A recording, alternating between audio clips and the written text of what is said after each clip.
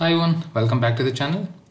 In our last session, we learned a bit about Power Automate Desktop, and we also had an example of merging the multiple PDF files into single one.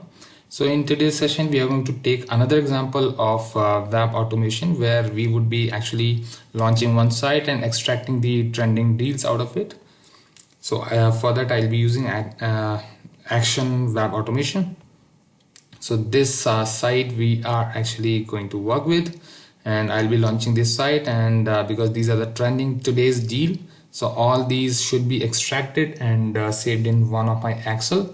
So for example, if you belongs to some retail company where you would like to extract the entire today's deal data, then possibly rather than going and manually collecting the data, you can just have this automate desktop in place, and that will do the work for you. So let's just jump to the example. So I'll just launch my Power Automate desktop. So this is my Power Automate desktop, and I'll be clicking on new flow, and I'll name it as today's deals, and it will launch me that flow screen.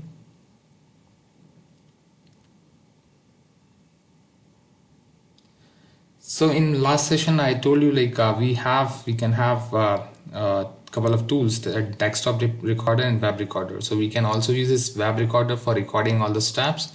But for this example, I will be actually going through these actions. So in this action, you may find one section as web automation. So this will do the same thing which you are going to do with the web recorder. So we are going to use these actions so that I can show you step by step what is being done. So when I say launch a new Chrome, so it will launch this Chrome instance, and the initial URLs, you can specify your URL of your site from which you would like to extract the data. And window normal size, you can just keep it normal, maximize, minimize based on your choice. In advanced, nothing need to be done in advanced.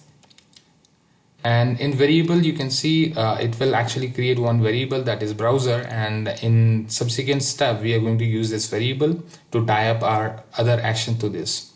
I'm just clicking on save, and now as I said, I'll be extracting the data out of my web page. So I'll be using this web data extraction section, and under that section I would be using this extract data from web page.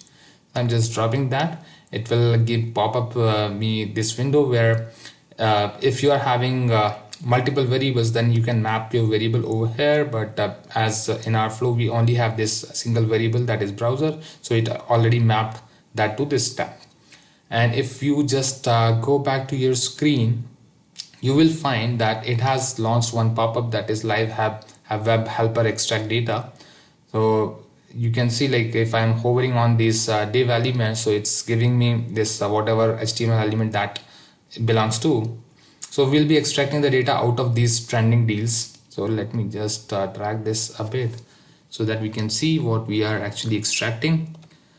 So I would like to extract all these details, all these deals in Excel file. So what I'll just do, I'll just right click on it, extract the element value, so it will give me the title of that specific item, and I'll be just this right clicking on this price and again extracting the value out of it. So you can see in my this live web helper, you can see I got value of hash1, that is my variable 1, and this variable 2 is holding the this dollar value against that item. So if I just keep on doing that for my other items, then it will actually create that entire table. So you can see it automatically intelligently created this entire table for me, all the deals. So all these are deals actually. So if I just scroll down, you will find all these other deals, and it has this value against it, the dollar value against it. So it's automatically created one data table. So if I click on this advanced settings, for example, for you it's not populating automatically, that means something is screwed up with it within the element selector. So if I've just clicked on this advanced setting, it gave me this, the extract type is table, so you can just have list, entire HTML table and everything, but we are going to save that in a Excel file, so I'm just keeping that as table only. So you can see like the base selector is this HTML body. So that what that means is like this is actually giving the all the down the selection of that specific div element from where we are extracting the data. So because we are extracting the two values, so it is giving me that CSS selector for that element 1, which gives us the title, and the second value is for the value, the dollar value, the price of that particular item. So if sometime it doesn't give you the data, then you can change this selector query. You can simply like make that available the actual value which you are looking for. So right now we are good, so we are not doing anything. So if that actually tends to the other page as well, so let's say like deals are more than 50 and it's not coming in a single page, then you can use the paging as well. And this CSS selector for the next page, you can select again, go back to that arrow icon, select it, so you will be all done. So I'm just turning it off, so not required for us. I'm just clicking OK, and once I click finish, it actually created that data from web page variable for us, because I selected that store mode as variable, so that's why it created as variable. So I'm just changing that to Excel spreadsheet so that I can save this data into an Excel instance. So this gives me this output variable as Excel instance. I'm just saving over here. So in the next step, as I said, I would like to save all this data into Excel file. So I'll just minimize this and go to my Excel action. And under that action, I'll just drag, drop, save Excel. So it automatically binded up that to Excel instance from our previous step and saving this document. So you can have this save document and save document as, you can rename it on the fly or change the path. So I'm just saying save document and saving it. So over here we are done. We are just extracting the data and saving it to Excel. So now you can run it in one shot.